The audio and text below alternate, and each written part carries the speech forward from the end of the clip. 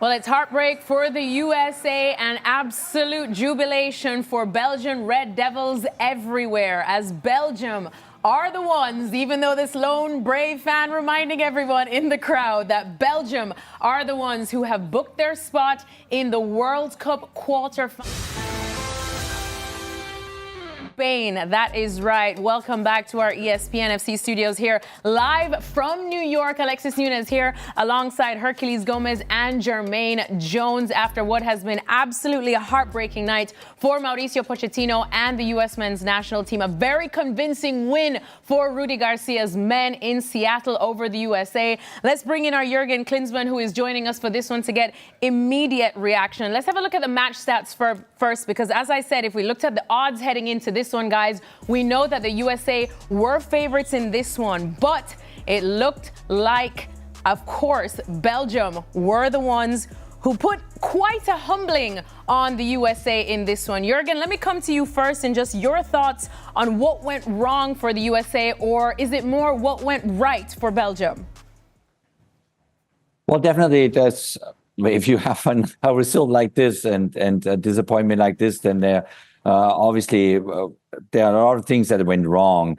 But first and foremost, you got to give Belgium a huge compliment how they played this game, how professional, how focused, and how determined they were from the start on. From the first second on, they dictated the tempo, they set the tone, they were ahead of the curve, they won their one-against-one battles without making too much fuss of it. It was really interesting to see how professional they executed all their maneuvers and their game plan. They had a plan, and obviously it helps then to go 1-0 up. Even then came the equalizer, but it seemed like even the equalizer didn't really bother them much. You know, they kept their way of playing. They were in control. They were really in control all 90 minutes, and they deserved this win. They deserved to go through. And for the US team, this is a game that, when you analyze it now in the aftermath, that's a lot you can take away from, you learn from.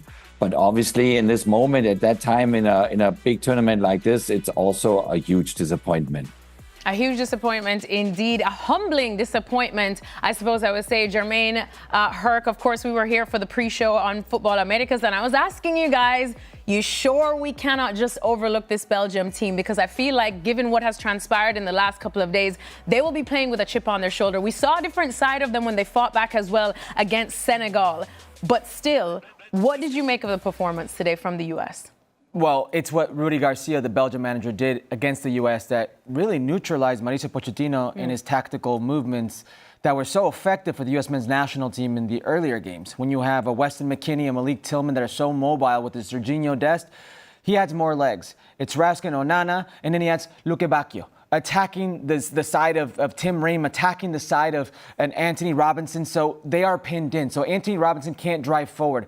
He took the legs out of the U.S. men's national team. And once they struck first, which was a staple of the U.S. men's national team, to strike in those first 10 minutes, it really knocked the wind out of the U.S. men's national team. And you saw just terrible individual performances from big players at the worst possible moment. Serginho Dest was the worst player on the field, and Mauricio Pochettino took him out at halftime. A player who was constantly losing the ball, who may have been at fault for one, if not two goals. The ball he lets bounce, the first goal. The second goal that Trossard torches him. And then Tim Ream, one of the more reliable ball-playing backs, is not a defending center back. And I know that sounds silly to say, but he's there because he does certain things with the ball at his foot. Gets dunked on by De Ketelaere. Gets posterized. And you're in the hole. You're behind the eight ball before the game even has a chance to get going. And then other players don't show up. Christian Pulisic comes off injured. You give up silly goals. The first time that Matt Freese gets tested in this World Cup is minute 1. The second time is him playing out of the back, gets his pocket picked, and Tim Ream can't bail him out, and it's the third goal. It was one error after another that snowballed and sent the U.S. men's national team into a psyche that they could never overcome. JJ, when it was 2-1 to Belgium, you looked at me and you said there's more goals coming in this, but for Belgium as well. What didn't the U.S. get right after that? You know, if you watch it, I think the game was an open game and the U.S. was in the game. They had good possession, but that doesn't mean a lot, especially in games when you play against teams like Belgium, because you know they have the individual quality. And I think what I don't like was that in general, in the complete country, we were talking, or everybody was talking, Belgium down. We talked about 3 guys. They're too old, they're not playing, and this and that. And that is the issue. And this team from Belgium showed up and proved you again. That's the 7th, now was the 8th game you played against Belgium. And you don't win 7. The last one was 1930, you won against them. And you come out and you play with kind of an, I would say, an arrogant way from the public and everything. I would not put it even on the players, but from the outside. And now you're losing this game. And you see how you're losing it. Lukaku at the end, he scores and he puts it up. You guys talking too much. So that's the signal for that, you know. And I'm always said that, and I said it before. That's a good generation of players. But why is so much hype behind it? They're not achieved anything. We, most of the time, this country went out round of 16. So now we're out of round of 16. So we have to talk about it. And like Jürgen said, you will look back and you will be like, okay, we can work on it. We can get better for the next one. But we said that already in Qatar.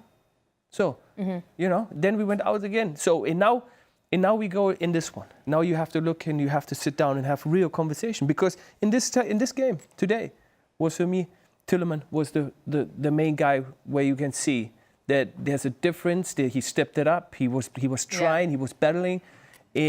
But at the end, like you said, there was a couple guys where I said, and I was one of the guys who said before the tournament, I don't see Ream as a defender for this team in this situation and this time where we right now are. He played, and today you will get proven.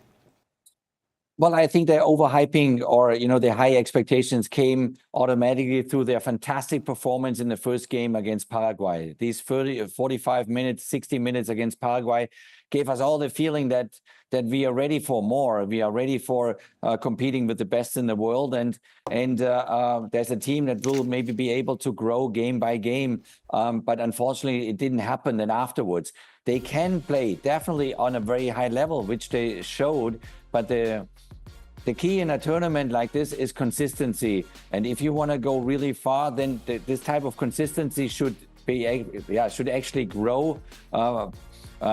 And getting better and better game by game, you know, like the big teams usually do in a tournament like that. Not all, obviously, did that. You know, other teams went home earlier, like Germany, Holland, even Brazil now went home, and there are big disappointments in this tournament. I think, you know, the team kind of set the bar so high with their first game against Paraguay that afterwards they were not able anymore to keep that level. And now they go out this way, which was basically, it was a lesson by Belgium, unfortunately, and then it brings you back to the ground. So you can talk about a certain overhype, but that overhype came automatically after the performance against Paraguay. Herc, overhyped? I guess it depends on who you ask, who you listen to, and that's a problem in this country. You're listening to people who are saying, we can go all the way. The U.S. can win the World Cup. They're on major networks saying these things. Why not us? Now, the coach can say it. Absolutely. Because he's the coach and he has to motivate his players. You have a responsibility, if you've got a microphone in front of you, to at some point in time just be realistic with the people. And Belgium is a team that is on the cusp of that elite level around the world, but not one of those elite teams. They're not a France. They're not a Spain. They're not a Portugal. And in this year, 2 games, aggregate scoreline of 9-3 on home soil. I went out and I said this team could play against Belgium physically, that they would give them fits. Where we mistook our evaluation of this team was psychologically and mentally what they would do if they faced adversity. They weren't ready for the moment. They weren't ready for it in 2022, and we said they were still green. They weren't ready for it here. And it's not debutantes like Alex Freeman who weren't ready. It's the likes of a Christian Pulisic, a Serginho Dest. It's your most important players, a 39-year-old Tim Ream, if you will, your team captain. In the biggest of moments, you can't allow those players to have bad performances mentally. Because on the field, some things may not go your way. But from the opening minute that Matt Friese was tested, they were in a shell. And psychologically, they were already beaten. The U.S. men's national team beat themselves today. Belgium is a very good team and tactically took it to Mauricio Pochettino and his players. But this team, this Belgium team that we saw in this tournament, is now 4 goals better than the U.S. men's national team. The U.S. men's national team gave them those 4 goals today. Christian Pulisic, Hurt brings up a good point, JJ. I mean, we were watching and 20, 30 minutes in, we were almost wondering, where is he? Has he touched the ball? Where is he? What did Belgium do so well to neutralize him, or did he just not show up? Belgium played it really good. Belgium always tried to keep the ball. They were not panicking, even under pressure. They were always finding ways to play themselves out of the pressure points. When the US always tried to get them in, that what made them strong and good in the games before, right? Because we were seeing it when they played against Paraguay, when they played Australia. They were high up when the opinion lost the ball. They were straight there to win the ball back. Yeah, so Castagna was on them. Yeah, and this time you were able to see that Belgium had not a problem with that. The Belgium always find ways to get out, and they played it calm, and then, like we said, they find a way then to punish them with the goals, and then you're running behind, and then you're starting and that's something too.